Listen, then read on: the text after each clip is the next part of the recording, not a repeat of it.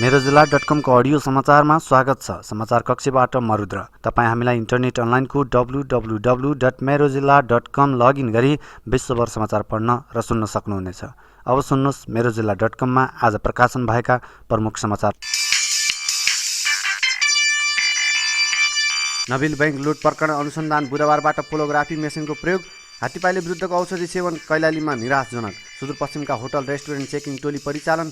स्वास्थ्य शिविरमा 400ले उपचार पाए। स्थानीय मिडिया र आचरण संहिता मिडिया संवाद। मङ्गलबार धनगढीमा सुआरा कर्मचारी आन्दोलित। पर्वतमा पशुहरूमा खोरेत रोगको संक्रमण।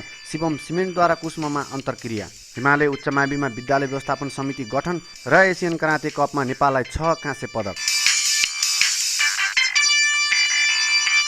अब सुन्नुहोस् समाचार विस्तारमा। कञ्चनपुरको नबिल बैंक लुटपाट घटना छानबिन गर्न प्रहरीले अनुसन्धान शैली परिवर्तन गरेको छ। हालसम्म सामान्य सोधपुछमा केन्द्रित रहेको प्रहरीले प्रधान कार्यालयबाट पोलोग्राफी मेसिनसहित 2 जना विशेषज्ञलाई कैलाली बोलाएको हो। पोलिग्राफ विशेषज्ञ प्रहरी निरीक्षक दीपक भण्डारी नेतृत्वको टोली मङ्गलबार नै मेसिनसहित धनगढी पुगेको छ। प्रहरीले बुधबारदेखि पक्राउ गरेका 3 जनाको पोलिग्राफी मेसिन सामुन्ने बयान लिनेछ। लुटपाट घटनापछि गठित डीएसपी रमेश पण्डित नेतृत्वको अनुसन्धान टोलीले सोमबार नबिल बैंकको कञ्चनपुर शाखा म्यानेजर बिसन सिंहका दाइ नाता पर्ने चाँदनी गाविस बस्ने दिलबहादुर सिंह र बैंकका गार्ड गजेन्द्र चन्द्रलाई पक्राउ गरेको थियो। कैलालीमा यसपटक पनि अघिल्लो पटकको हाराहारीमा हात्तीपाइले रोग विरुद्धको औषधि सेवन गरेको केही स्थानबाट सङ्कलन भएको विवरणले देखाएको छ।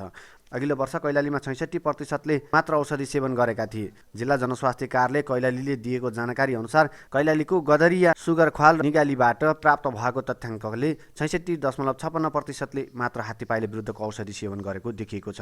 गदरियामा रहेका हात्तीपाइले रोग विरुद्धको औषधि सेवन गर्ने योग्य 12,356 मध्ये 8,017ले मात्र सेवन गरे। यस्तै सुगरखालामा 12,187 मध्ये 8,477ले मात्र, निगालीमा 7,272 मध्ये 4,683ले मात्र औषधि सेवन गरे। हात्तीपाइले विरुद्धको औषधि सेवन कैलालीमा निराशजनक देखियो। जिल्लामै धनगढी नगरपालिकामा सबैभन्दा कमले औषधि सेवन गरे।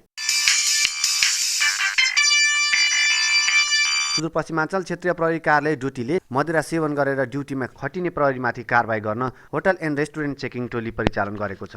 क्षेत्रीय प्रहरी प्रमुख डीआईजी जयबहादुर चन्द्रले कञ्चनपुर र कैलालीमा मदिरा सेवन गरेर ड्युटी गर्ने प्रहरीको सुरक्षाका लागि प्रहरी नायब उपरीक्षकको नेतृत्वमा होटल एन्ड रेस्टुरेन्ट चेकिङ टोली गठन गरेर परिचालन गरेको हो। कञ्चनपुरको विकट दुर्गम गाविस त्रिभुवन बस्तीमा आइबीआरडीमा मङ्गलबारदेखि 2 दिने निशुल्क स्वास्थ्य परीक्षण तथा औषधि वितरण कार्यक्रम सुरु भएको छ। स्वास्थ्य सेवाबाट वञ्चित सो क्षेत्रका गरिब, विपन्न, असहाय वृद्ध, वृद्धा तथा आम मानिसका लागि निशुल्क स्वास्थ्य परीक्षण तथा औषधि वितरण कार्यक्रम आयोजना गरिएको आयोजक संस्थाले जनाएको छ। नेपाल बुद्धिजीवी परिषद कञ्चनपुरको आयोजनामा सञ्चालन भएको निशुल्क स्वास्थ्य परीक्षण तथा औषधि वितरण कार्यक्रमको मङ्गलबार एक कार्यक्रमका बीच नेपाल बुद्धिजीवी परिषदका केन्द्रीय उपाध्यक्ष तथा प्रमुख अतिथि लक्ष्मण कुँवरले उद्घाटन गरे। कैलालीको धनगढीमा स्थानीय मिडिया र आचार संहिता मिडिया संवाद मङ्गलबार धनगढीमा भएको छ। प्रेस काउन्सिल नेपालले मिडिया संवादको आयोजना गरेको हो। संवादमा सशस्त्र प्रहरी बल अत्तरियाका प्रमुख डीआईजी जितबहादुर पुन, नेपाल पत्रकार महासङ्घका सुदूरपश्चिम संयोजक कर्ण शाह, केन्द्रीय सदस्य दिलबहादुर छन्त्याल, पत्रकार भीम चौधरी, सुशील ढुङ्गाना, शिवराज भट्ट, वीरेन्द्रबहादुर रावल, प्रेम चौधरी, मिन ठकुर लगायतले बोलेका थिए।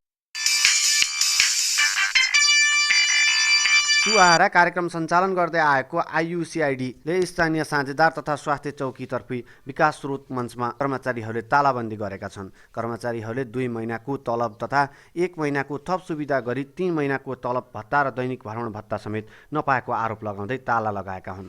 लामो समयसम्म जिल्लामा विवादित बनेको सुआहारा कार्यक्रम कर्मचारीको आन्दोलनले थप समस्या निम्ताएको हो।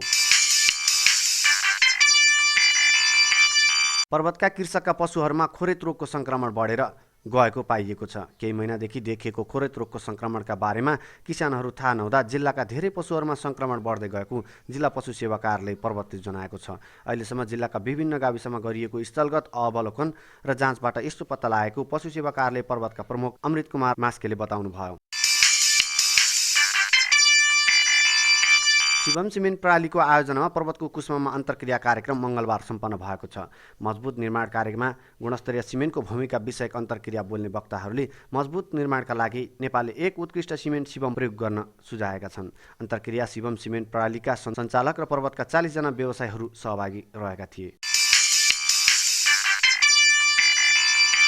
हिमालय उच्च माध्यमिक विद्यालय खुरकोटमा मङ्गलबार एक भेलाले विद्यालय व्यवस्थापन समिति गठन गरेको छ। नवगठित समितिको अध्यक्षमा छत्रराज रेग्मी चयन हुनुभएको छ। सदस्यहरूमा घनराज पौडेल, इन्दिरा शर्मा, वीरेन्द्र पौडेललाई चयन गरिएको छ। विद्यालयमा भएको भेलाले समिति गठन गरेको। यसअघि दलीय भागभण्डाका कारण समिति गठन हुन सकेको थिएन। आइतबारले मतदान समिति गठन गर्ने निर्णय गरेको थियो।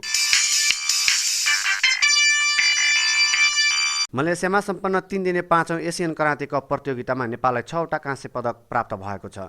क्वालालम्पुरको चेरास स्टेडियममा 14 देखि 16 फेब्रुअरीसम्म भएको खेलमा काँटा प्रदर्शन गरेको गणेश बहादुर सुवाल, यज्ञबहादुर हायु राई, दोर्जे तामाङ, सन्तबहादुर विक, कमल भुजेल र कुरेश खनालले उक्त पद पाएका हुन्। खेलमा नेपालसहित 16 राष्ट्रका खेलाडीहरूको सहभागिता थियो। प्रतियोगितामा नेपालका तर्फबाट केही खेलाडी नगएको र मलेसियामै काम गरेर बसेका 11 जना कराते खेलाडीले प्रतियोगितामा सहभागिता जनाएका थिए। हवस् त, आजको मेरो जिल्ला .com को अडियो समाचारबाट मेरो जिल्ला परिवार बिदा माग्छौँ। ताजा समाचारका लागि तपाईँ मेरो जिल्ला .com लगइन गरी समाचार पढ्नुहोस्।